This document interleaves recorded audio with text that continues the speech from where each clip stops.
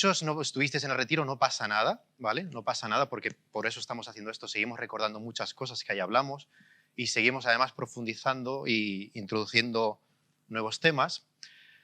Hoy vamos a hablar de ese pueblo en movimiento y vamos a hablar de la comunidad de Jesús. Vamos a ver si hago así como Dani, igual me va mejor. Lo tengo en on, pero sí, perfecto. Bien, este es el texto, uno de los textos que os acordáis que vimos en el retiro y bueno, voy a leerlo para recordarlo. Dice, estamos en el libro de Hechos, los primeros pasos de la iglesia y en Hechos hay momentos, os acordáis que se hace un parón y se dice lo que estaba ocurriendo en la iglesia, ¿no? Son textos muy bonitos. Dice, los que habían recibido su palabra fueron bautizados y se añadieron aquel día como 3.000 almas. Y se dedicaban continuamente a las enseñanzas de los apóstoles, a la comunión, al partimiento del pan y a la oración. Día tras día continuaban unánimes en el templo y partiendo el pan en los hogares, comían juntos con alegría y sencillez de corazón, alabando a Dios y hallando favor con todo el pueblo.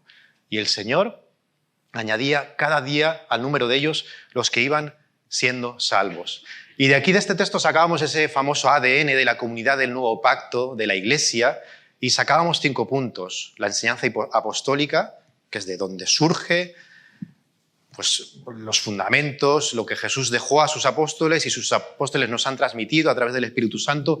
Hablamos de la comunión, del servicio, de la adoración y de la evangelización o el hacer discípulos. Me gusta más esa palabra, hacer discípulos. A veces parece que evangelizar es solo, bueno, hablar y que alguien se convierte y ya está. No. El llamado de la iglesia es hacer discípulos, enseñándoles que guarden todas las cosas. Es algo mucho más completo. En una predicación que hice a principios de este mes, no sé si no tiene pila, no me hace caso, chavales, vimos uno de esos puntos de ese ADN, estuvimos hablando de la adoración, cómo estaban ahí con alegría, con sencillez de corazón, alabando a Dios, y hoy he cogido otro punto de este ADN para que un poquito vayamos profundizando más y pasamos a la siguiente, y hoy vamos a hablar, como ya ha dicho Raúl, de la comunión. Vamos a hablar de la comunión. Fíjate, dice que se dedicaban continuamente, entre otras cosas, a la comunión. Día tras día continuaban unánimes en el templo y partiendo el pan en los hogares, comían juntos con alegría y sencillez de corazón.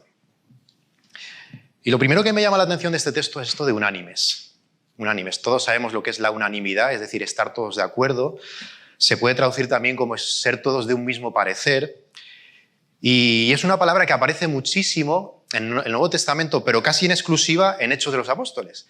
De 11 veces que aparece esta palabra griega que traducimos como unánimes, 10 aparecen Hechos. 6 veces se traduce como unánimes, refiriéndose, dice un texto, dice, todos estaban unánimes entregados a la oración.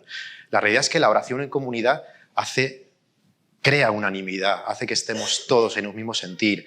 Otra vez lo mismo, dice, unánimes alzaron la voz, o estaban todos unánimes. En otros lugares se traduce como un acuerdo. Por ejemplo, dice, nos pareció bien a la iglesia, habiendo llegado a un común acuerdo, es la misma palabra, escoger a algunos hombres, pues ponerse entre todos de acuerdo para designar a unas personas para una obra concreta. Y hay 3 veces que aparece también en Hechos con un sentido similar, pero digamos más negativo. Se traduce como a una y es, por ejemplo, dice, arremetieron contra Esteban a una vez, ¿os acordáis de Esteban, el primer mártir? O contra Pablo, hay 2 veces que pues, Pablo se mete en follones y hay un grupo que unánime va contra Pablo. La unanimidad es poderosa, para bien y para mal.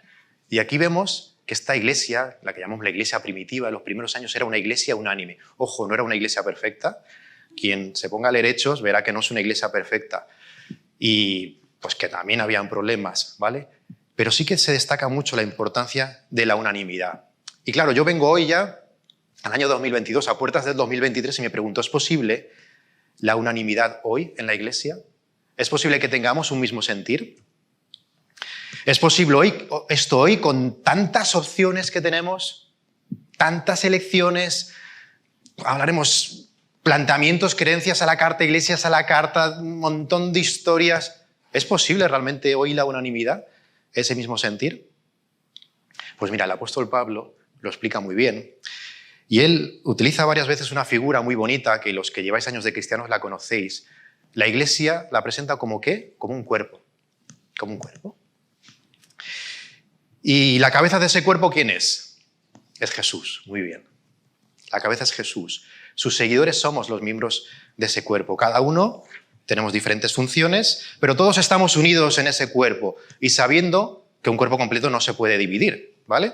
Vamos a leer uno de esos textos, que son los que nos van a servir de base, donde precisamente habla de esto y usa esta figura, y es en Efesios capítulo 4. Voy a empezar en el versículo 3.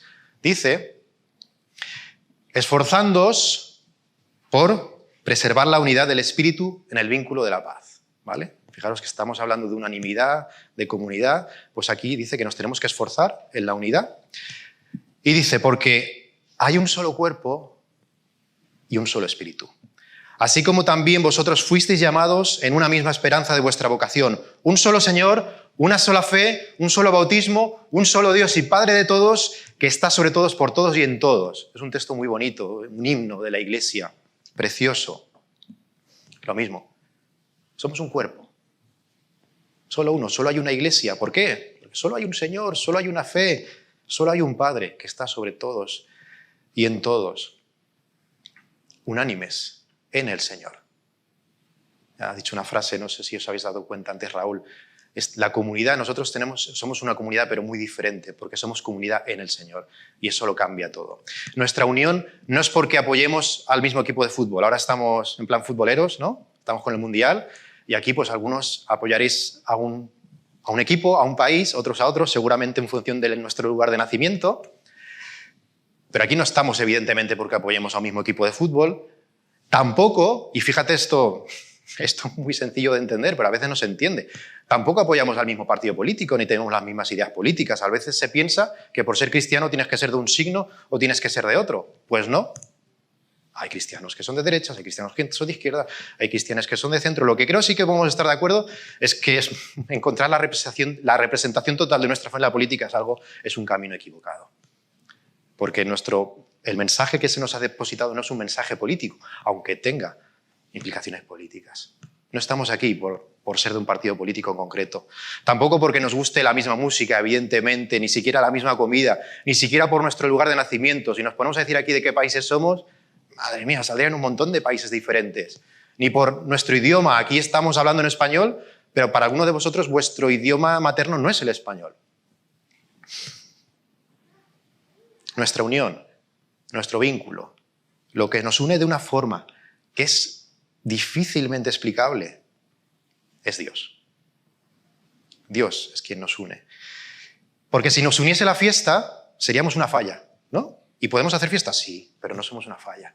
Y si nos uniese un equipo deportivo, seríamos una peña deportiva. Y si nos uniese la comida, podríamos ser un club gastronómico. Pero no somos nada de eso, somos iglesia. Dios es nuestro vínculo. Jesús es la cabeza de la iglesia. Y eso son palabras mayores. Palabras mayores. La iglesia es una. Y tiene, por supuesto, diferentes manifestaciones locales que pueden tomar formas diferentes, incluso ritos y costumbres diferentes. Es evidente. Pero la iglesia, lo dice aquí Pablo, es una. Porque Dios es uno. Y sería casi uno de estos textos que no habría casi ni que comentar. Es muy sencillo, muy claro de entender. Esa es la realidad de la iglesia. Y esto, sabéis, conlleva una gran responsabilidad.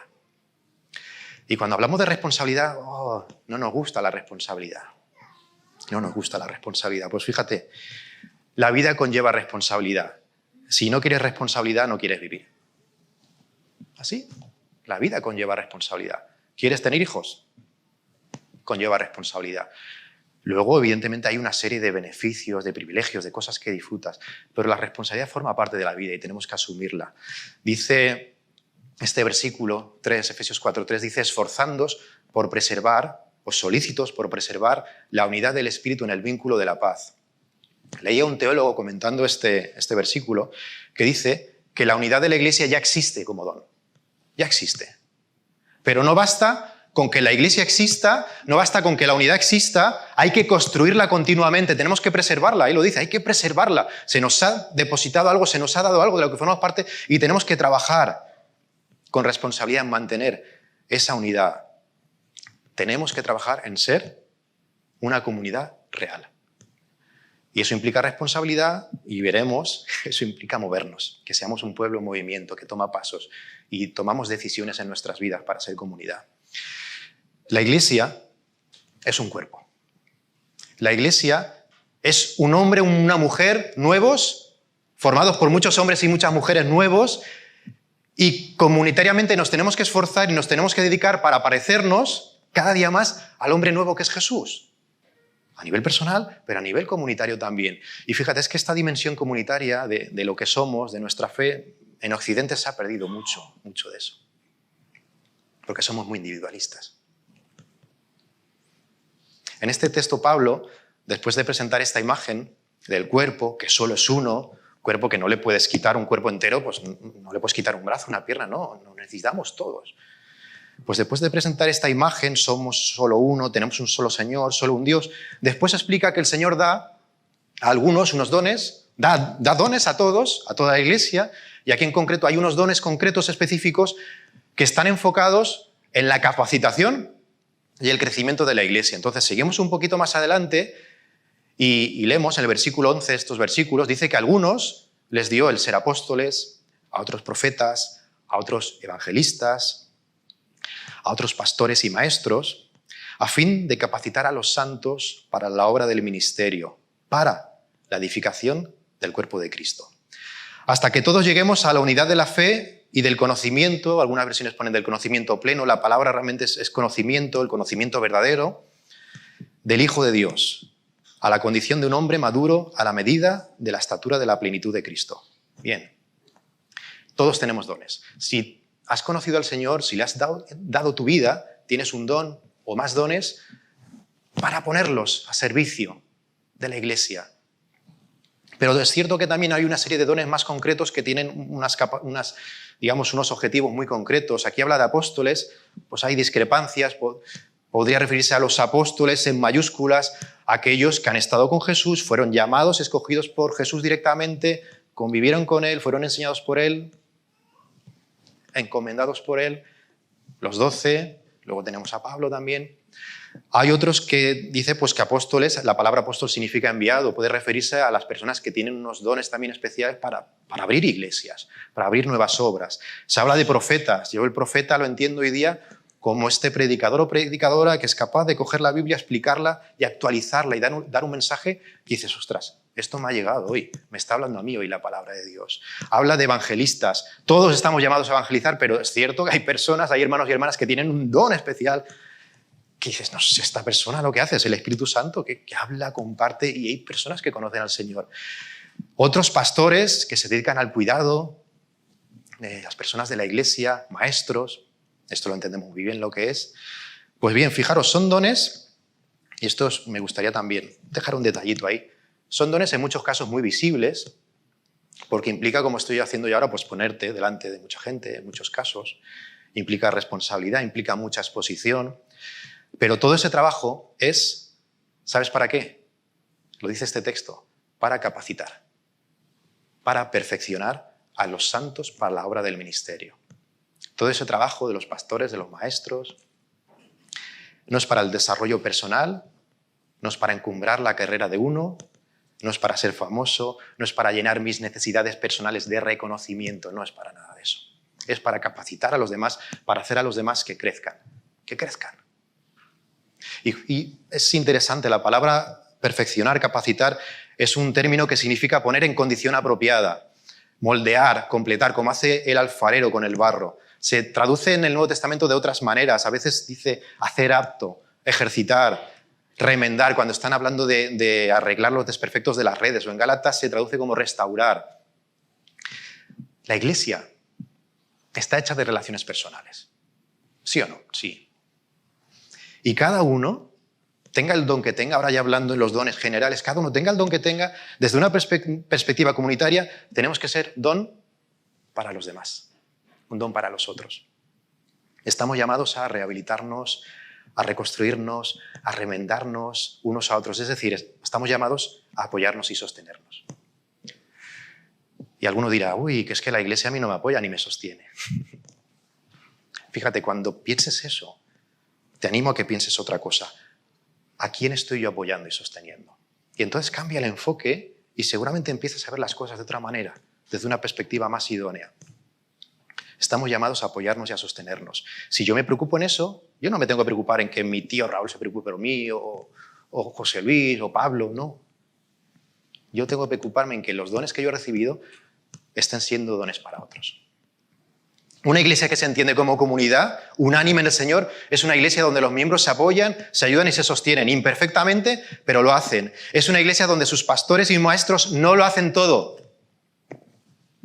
No lo hacen todo, sino que forman y capacitan. Y yo creo que aquí lo tenemos claro y lo comparto como experiencia en el Consejo. En el Consejo no lo queremos hacer todo y algunos quizá dirán, es que tendrían que hacer. Pues mira, muchas veces no hacemos ciertas cosas adrede, porque no es nuestro llamado. Nuestro llamado es capacitar, perfeccionar, acompañar, para que juntos todos hagamos la obra del ministerio, donde todos nos sabemos parte de lo mismo, del cuerpo de Jesús, y con una tarea tan preciosa. Fíjate, somos el cuerpo de Jesús. ¿Eso te mueve algo? Lo voy a volver a repetir. Somos el cuerpo de Jesús. Pero fíjate lo que estamos escuchando. Tú y yo, nosotros somos el cuerpo de Jesús. Pero qué tarea tan preciosa tenemos. ¿Te das cuenta?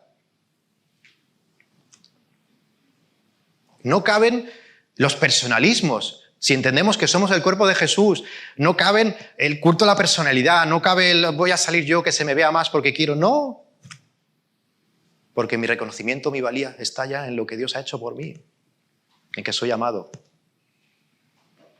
¿Sí o no? Esto lo hablábamos en el abrazo de Dios. Nuestro reconocimiento, nuestra valía está en Dios. Somos hijos de Dios. ¿Qué más quieres? ¿De verdad alguien quiere más que eso?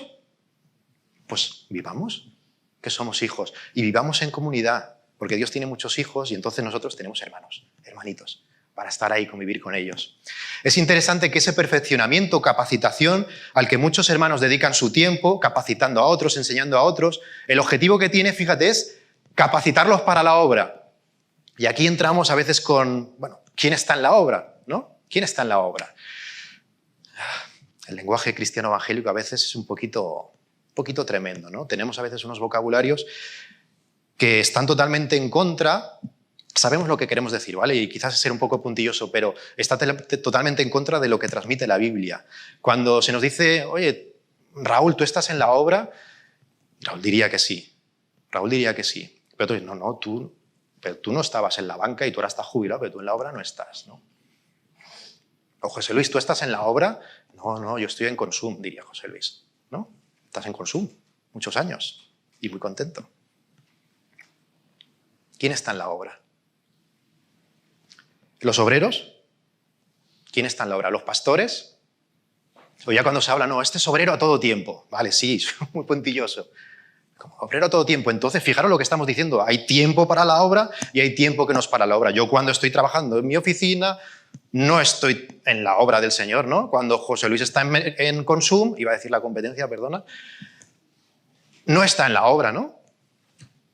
Cuando ya sabe está con la logística, en la empresa en la que está, tampoco está en la obra del Señor, ¿no? Cuando otra persona está con sus hijos, atendiéndolos, tampoco está en la obra. Eso es mentira. Estamos llamados todos a la obra a todo tiempo. A todo tiempo. Y los pastores, los maestros, estamos llamados a capacitar a los santos para la obra, que es una obra 24 horas. Bueno, hay quien dice, cuando uno duerme, ahí desconectamos un poquito, ¿vale? Y tendrás los sueños que tengas, no te preocupes, que a veces algunos se agobian con eso. Es una broma. Capacitarlos para la obra. El objetivo es capacitarnos para la obra. El objetivo también es que lleguemos a la unidad de la fe y del conocimiento pleno del Hijo de Dios. Fíjate con qué naturalidad Pablo está mezclando aquí lo práctico con lo que nosotros consideramos teórico, porque para nosotros, desde nuestra cultura occidental, el conocimiento es algo teórico. Tenemos un conocimiento que es algo teórico y lo podemos poner en práctica o no. Pero desde la perspectiva de Pablo eso no es así. El conocimiento de verdad de Jesús se tiene que plasmar en práctica, en obra, en vida. No hay otra forma, si no, no tienes conocimiento de verdad. Y fijaros cómo nosotros hemos hecho eso. Para Pablo, conocer plenamente a Jesús es, lo vemos ahí, es obrar. Es obrar, es decir, es algo práctico. No hay cristianismo no practicante. No existe, porque no se puede seguir a Jesús sin seguirlo. Es tonto, ¿no? Sí, tú sigues a Jesús, sí, yo le sigo, pero no le sigo, ¿no? Tú sigues a Jesús, sí, yo le sigo sin seguirlo. No. Yo soy cristiano no practicante, ¿no? No tiene sentido. Y fijaros cómo han entrado cosas en nuestros planteamientos que son mentiras y nos las creemos, ¿eh? Pero para eso está la palabra de Dios. Para que cojamos el borrador y vayamos borrando esas ideas que van entrando dentro de nosotros. No hay cristianismo no practicante. Está implícito en el texto también. Ese conocimiento verdadero, de verdad de Jesús, se manifiesta en trabajar por la unidad. Y se manifiesta en ser, dice un hombre maduro, una mujer madura, en madurez. En madurez. Y sobre la madurez, Pablo sigue hablando y entonces dice lo siguiente en el versículo 14, dice, para que ya no seamos niños, sacudidos por las olas y llevados de aquí para allá por todo viento de doctrina, por la astucia de los hombres, por las artimañas engañosas del error. En otra predicación hace relativamente poco hablaba de los niños y cómo Jesús los ponía como ejemplo, ¿os acordáis? Aquellos que iban a Jesús, los llevaban sus papás y Jesús les abrazaba, ¿no? Y explicaba cómo Jesús los pone como ejemplo de que un niño no era nadie en aquel momento, en esa sociedad, y lo pone como ejemplo porque es muestra de reconocer cuál es nuestra posición ante Dios, que vamos con las manos vacías, pero en ese abrazo de Dios, Él nos llena las manos llenas, como dice una canción. Pero aquí Pablo coge la imagen de la niñez desde otra perspectiva, ¿vale? La perspectiva de Jesús es muy bonita, la de Pablo es muy realista también. ¿Qué es lo que dice? Un niño no tiene la libertad de decidir por sí mismo. Sus padres deciden por él. Si sus padres deciden esto, el niño va para allá. Si sus padres deciden otro, el niño va para allá. Un niño no escoge la clase de vida que quiere, le viene marcada y dirigida por sus padres. Por aquí o por allá. Un adulto que se queda con la edad mental de un niño, hemos conocido casos, pues una persona tiene un accidente o de nacimiento también ocurre algo por alguna enfermedad, igual puedes tener 45 años y dices, no, pero tiene una edad mental de 4 y decimos que es una persona con una incapacidad, ¿vale? Ya no sé si es correcto decir incapacidad, Álvaro. ¿Una discapacidad? ¿Sí? Una discapacidad.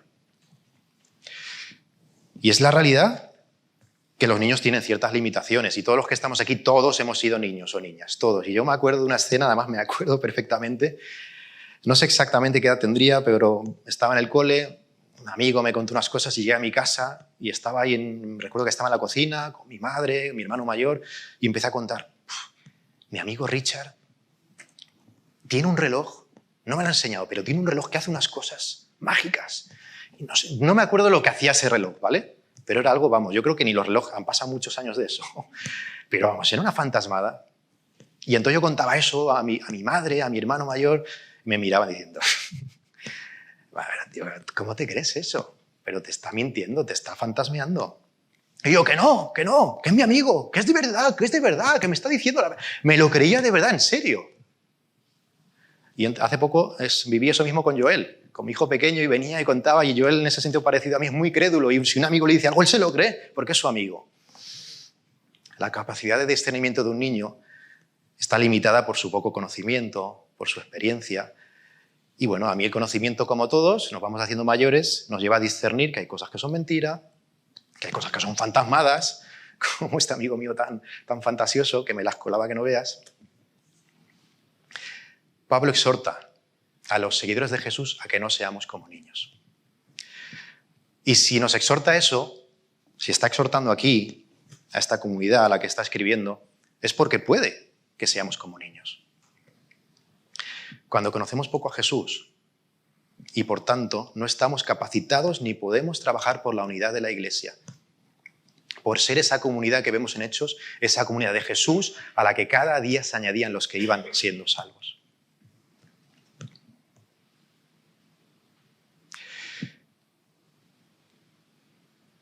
La palabra de Dios, os voy a leer un comentario de un teólogo, en este caso es de Eduardo de Las, muchos lo conocéis, dice, la palabra de Dios nos invita a dar un no intransigente a permanecer en la niñez, porque ser niño significa vivir en un plano de incapacidad permanente para construir comunidad.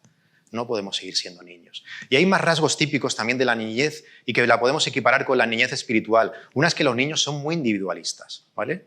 Aquí está Eva con hijos pequeñitos y ahí tal, ¿no? Y lo vamos viendo cuando nuestros niños son pequeñitos al principio, son muy individualistas. Hay una época en la que pasan de sus iguales. No son casi conscientes, ¿no? Y juegan solos y hay otros niños. Cada niño tiene sus tiempos. Hay niños que son más conscientes antes, otros menos, pero hay una época en la que no son prácticamente conscientes de sus iguales.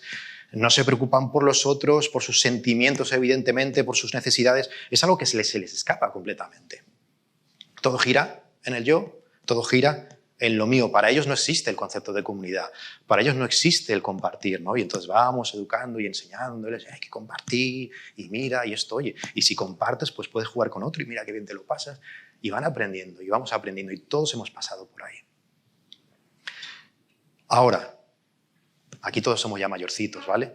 Pero nos afecta el individualismo, afecta el individualismo en mi vida. Hace tiempo lo decía mucho, cuando uno empieza con ese típico discurso, mira, si yo no me preocupo por mí, ¿quién se va a preocupar por mí? Pues yo voy a preocuparme por mí. Bien, tenemos que cuidarnos y preocuparnos por nosotros mismos, sí, pero cuando uno empieza a mirarse a sí mismo, así, me miro el ombligo, ¿sabes qué es lo que pasa? Pues que vas mirando hacia abajo. Y vas en tu vida caminando y te golpeas. Y vas tal, y aquí te das con el pico de la mesa, y te vas a estrellar. Esto en el fútbol es habitual. Cuando uno está jugando a fútbol, mi hijo Joel, sabéis que juega a fútbol, y muchas veces el entrenador les dice, levantar la mirada. Cuando uno va jugando a fútbol y recibe el balón y va mirando hacia abajo, entonces coge, chuta, y no sabe dónde está la portería.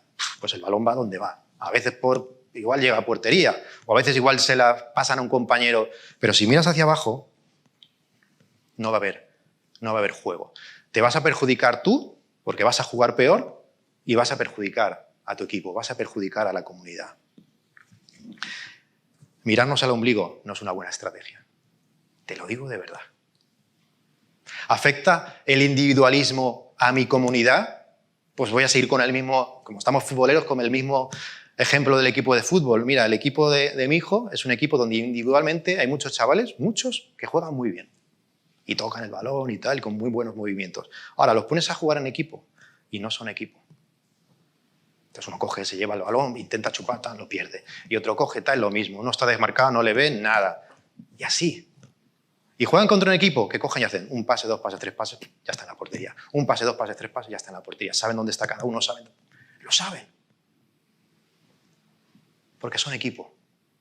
Son comunidad. Afecta el individualismo a mi comunidad. Pues cuando yo quiero ser la estrella, ¿no?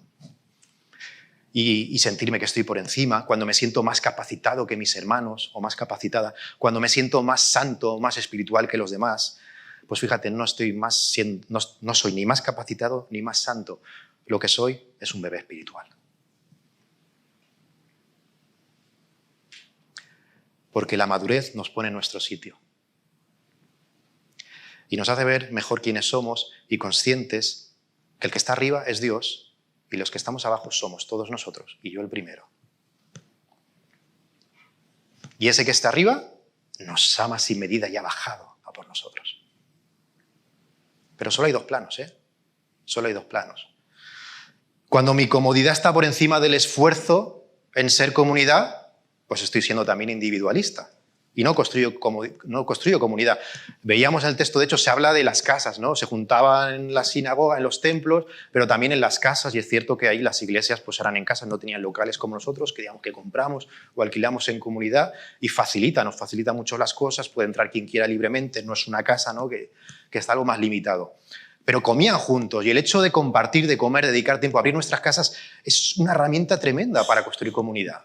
Porque cuando tú comes con alguien, estás un rato con ellos, mínimo 2 horas hablando, viendo, delante, a 1 metro de ti, compartiendo. Y además los que somos mediterráneos, y en ese sentido nos parecemos mucho a la cultura bíblica, sabemos del valor de estar juntos, de comer juntos. Abro mi casa. Cuando uno abre su casa, eso es un gozo. El compartir lo que uno tiene, lo que Dios te ha dado. No, es que mi casa es que es muy fea, o es que mi casa es muy pequeña, o es que mi casa es muy chula, o es que en mi casa y no quiero que la vean, o es que no sé, mil historias que nos montamos, ¿no? Y a veces simplemente tenemos que simplificar. Muchos a veces nos juntamos y ponemos menaje y tal, lo hacemos sencillo porque lo importante es juntarnos. Estar juntos, pasar un rato juntos, orar juntos. Pero la comodidad está ahí y la comodidad nos hace ser individualistas. Y es lo mismo, va en perjuicio mío, ¿eh? Si yo me dejo llevar por la comodidad, es que eso es algo más positivo para mí, ¿no? Es como el jugador que está mirando hacia abajo. Ese jugador va a jugar peor, va a ser peor futbolista y el equipo va a ser peor equipo. Lo mismo, nos estamos perdiendo muchas bendiciones. El individualismo está llevando a muchas cosas. Está llevando también a que nos creamos nuestra propia iglesia a la carta. Hoy tenemos Netflix, nos lo ponemos... Netflix, madre mía, Netflix es solo una. Tenemos Amazon, tenemos 1000 plataformas que con un clic y vamos cambiando y nos creamos nuestra plataforma de contenidos a nuestro gusto. Me apetece esto, me apetece el otro, corto, paro, pauso, tiro para adelante, para atrás, lo que queramos. Y esto está ocurriendo también con nuestras iglesias, ¿vale? Y entonces vamos creando una iglesia desde mi casa, y no es una crítica a los que están en sus casas y no se pueden juntar físicamente, no lo es. Pero las redes sociales, que se supone que son un medio para conectarnos y favorecer la comunidad, y nosotros las hemos usado mucho y las seguimos usando, pues lo que dicen los especialistas es que llevadas al extremo potencia la individualidad. ¿Sabes por qué? Porque sus algoritmos se basan en buscar lo que a tu yo le interesa. Y te exponen a tus gustos, esas recomendaciones que ponen, a tus ideas, a tus planteamientos, y así lo que se consigue es aumentar los extremismos, aumentar la polarización. Es una dieta muy poco equilibrada. Si a mí me gusta el flan, pues solo me van a ofrecer flan. Igual algunas variantes, pues un pudding, un tal, un flan de huevo o flan de vainilla. Pero solo eso, y me voy a alimentar de eso, y me voy a alimentar de eso. Una dieta muy poco equilibrada. Pero una iglesia sana es algo variado. Es una comunidad unida, pero variada. Y eso nos enriquece, nos equilibra. Escuchamos nuevos planteamientos. Ostras, pues yo esto que ha dicho Rubén, o yo esto que ha dicho Dani, o esto que ha dicho Pablo, o esto que ha dicho... Y entonces te abre, te enriquece, nos hace crecer. Porque cuando solo estamos en... Voy a escuchar yo, el predicador que me gusta, que está muy bien, que yo entro y escucho predicadores que me gustan, sí. Pero ojo a nuestra dieta. Y la iglesia suele tener ese papel de enriquecernos porque está formada por personas muy distintas a nosotros. Nos oxigena, nos aporta, otros me aportan, yo les aporto, otros me enseñan. Bien, los niños son muy individualistas y fijaros cómo puede afectar ese individualismo en la iglesia. Pero hay otra cosa, los niños no son conscientes de la importancia de pertenecer a una familia. Se sirven de la familia, pero no sirven a la familia, no trabajan en la construcción del hogar. Por supuesto, se va enseñando en las familias y van aprendiendo y vamos aprendiendo. Pero a nivel espiritual, ¿nos puede ocurrir esto? ¿Soy consciente de la importancia de la iglesia y de la comunidad? ¿Sí o no? Pues no lo soy cuando no me implico en la construcción de la iglesia. Ya sea, a veces es que yo, ¿qué tengo que dar? Yo es que voy a dar muy poquito, ¿no? Y me acuerdo de ese texto que veíamos hace poco de aquella mujer viuda que daba, ¿qué? Apenas 2 moneditas irrisorias. Y Jesús la pone como ejemplo. De esas 2 moneditas que tienes, ponlas al servicio del Señor. ¿Me implico en la unidad de la iglesia? Yo, claro que me implico en la unidad, claro que me implico. Pero cuando Álvaro se da la espalda, madre mía, lo pongo fino. Pero yo me implico en la unidad, ¿sí? No me implico en la unidad si estoy destruyendo. Con la crítica, con la murmuración. ¿Soy pirómano o soy un bombero? ¿Soy un pacificador? Oye, mira, mientras la iglesia me sirva, bien, pero cuando ya no me sirva, ya sea porque el programa de niños es flojo o no me gustan todos los predicadores o la música, es que tampoco realmente es de mi agrado, pues me voy a otra. Y fíjate, no voy a criticar y no critico el que uno pase de reunirse de una comunidad a otra, porque pueden haber motivos en muchos momentos muy sabios para ello, muy sabios, y esa no es mi crítica.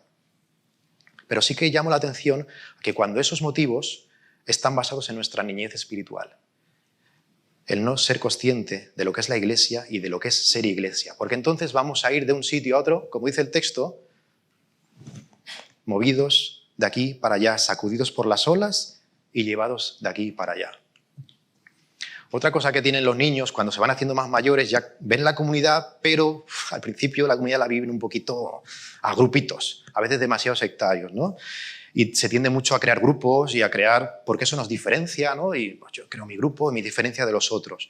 Y eso puede ocurrir también, y ocurre en las iglesias, cuando se crean grupitos, ¿no? Y nos cerramos a los demás. Y se crean grupos estancos dentro de la iglesia, pues ya sea por grupos familiares, o ya sea por los de toda la vida, o por los nuevos, ¿no? Y a veces pueden ser los de toda la vida los que crean esos grupos, a veces pueden ser gentes nuevas las que crean esos grupos, da igual. No acogemos al nuevo, no acogemos al recién llegado, al que tiene problemas, al inmigrante que está en una casa nueva, en un país nuevo, desconocido. Pablo dice, no seamos ya niños, ya está, ya está. Bueno, ya está, no. Lo que dice es, sino que hablando la verdad en amor, crezcamos en todos los aspectos en aquel que es la cabeza, es decir, Cristo. Lo que está diciendo este versículo con el que voy a acabar es que la verdad se habla en amor. Y parafraseando también otra vez a Eduardo de Las, una frase muy conocida suya, dice, está prohibido amar sin demostrarlo. Amar es donarse a fondo perdido. ¡Ay, cuánto te amo, ¿no? Bueno, el amor se muestra. El amor se muestra. Solo la acción puede dar vida a lo que sentimos, a lo que sabemos, a lo que pensamos, a lo que creemos. Solo la acción. ¿Dios es uno, hermanos? ¿Sí o no? ¿O Dios no es uno? ¿Dios es uno, sí o no? Sí, vale, lo sabemos. ¿El cuerpo es uno? Sí, el cuerpo es uno. Vale, sí, lo sabemos. ¿La iglesia qué es? ¿La iglesia es una? Sí, la iglesia es una. Claro, es doctrina básica, ¿no? Aquí estamos hablando, ni más ni menos, no digo, es doctrinas fundamentales. Pero ahora, ¿cómo vivo esa realidad?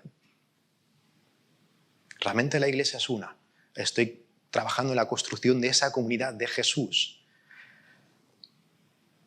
El amor de verdad se muestra y se ve. Y estamos llamados a trabajar en esta comunidad. Somos un cuerpo, somos uno. Y eso no significa que la comunidad sea algo impersonal, ¿no? Somos un cuerpo y nos diluimos en la masa, ¿no? Hay un texto muy bonito que está Jesús, dice, viendo las multitudes y tuvo compasión de ellas porque estaban desamparadas y dispersas como ovejas que no tienen pastor. Es precioso ahí lo que está viendo Jesús. Ahí se estremecen sus entrañas viendo no una muchedumbre, no viendo números, ahí está viendo personas concretas con sus problemas concretos. Porque la comunidad de Jesús es eso, no es un ente. Está formada por hombres y mujeres con nombres y apellidos concretos, con problemas, con dones, con 1000 historias concretas. Y sabes que Jesús ve eso y lo siguiente que hace a sus discípulos dice orar por ellos y preocuparos por ellos. La misa es mucha, los obreros son pocos. Hay que trabajar por cada uno de los que estamos viendo aquí, que están como ovejas sin pastor. La comunidad cristiana no es entrar en un local, permanecer de forma anónima e irme. Y ojo, pueden haber momentos concretos en la vida de una persona que es lo que necesita, pero tiene que ser algo concreto. Algo concreto. Tenemos luego que involucrarnos. La comunidad cristiana es caminar juntos y crecer juntos en todos los aspectos, dice el texto, que es la cabeza, es decir, Cristo. Estamos llamados a caminar juntos. Estamos llamados a crecer juntos. Estamos llamados a proclamar la buena noticia de que hay una paz que llena de verdad. Se habla mucho de paz. Hay una paz que llena de verdad, que sacia de verdad. Y muchos de los que estamos aquí la hemos conocido. Y si tú no has conocido esa paz, te animo a que la busques en Jesús. A que le digas, Señor, te entrego mi vida. Quiero experimentar esa paz, la necesito. No eres un punto perdido en el infinito. Tienes nombre, tenemos nombre, tienes dignidad. Y Jesús ha venido a por ti. Para crear un pueblo, para crear su pueblo. El Señor nos une, el Señor nos llama a través del arrepentimiento. Y quiere formar un nuevo pueblo. Una comunidad que es imperfecta, pero que anuncia, que cree, que vive, cada uno desde sus dones y características personales, a Jesús. Una comunidad imperfecta que cree, que anuncia y que vive. ¿Y sabes una cosa? Somos ni más ni menos que la comunidad de Jesús. Eso es lo que somos. Que Dios nos ayude a entender seriamente la responsabilidad que esto conlleva. ¿Qué supone para mi vida ser comunidad de Jesús? Quizá usar mis dones y talentos para el beneficio de otros. Ahora estamos en la parte de que el conocimiento hay que llevarlo a la práctica. Quizás abrir mi vida y mi casa. Quizás compartir lo que tengo con otros, ya sea dinero, ya sea talentos, ya sea tiempo, sea lo que sea. Quizás estar dispuesto a ser remendado, a ser restaurado por otros. Conocer mejor a Jesús, porque es la comunidad de Jesús, no es la comunidad de vecinos, no es la comunidad que no tenemos que leernos los derechos, la propiedad vertical, no, es la comunidad de Jesús. ¿Conozco a Jesús? Quizá me tengo que implicar en ser un cortafuegos y voy a cortar la crítica y la murmuración, y ahí voy a construir comunidad. Quizá voy a ser un pacificador en las relaciones, no voy a ir echando leña al fuego. No, pues no. Vamos a ser pacificadores. Si entendemos esa responsabilidad, vamos a tomar decisiones prácticas, cada uno, cada una, y podremos vivir y disfrutar de los enormes privilegios que suponen el formar parte de esta nueva comunidad que siga a Jesús. Que el Señor nos ayude a disfrutar, a no tener miedo a coger esta responsabilidad, a trabajar en esa responsabilidad para preservar esa unidad de la Iglesia, para fortalecerla, para que haya comunidad y que podamos además disfrutar de los privilegios que eso conlleva. Jesús, gracias. Porque el Rey de esta comunidad no soy yo, no eres tú, no es ninguno de nosotros, es Jesús, nuestro Señor, al que estamos alabando esta mañana y vamos a seguir alabándole. Amén.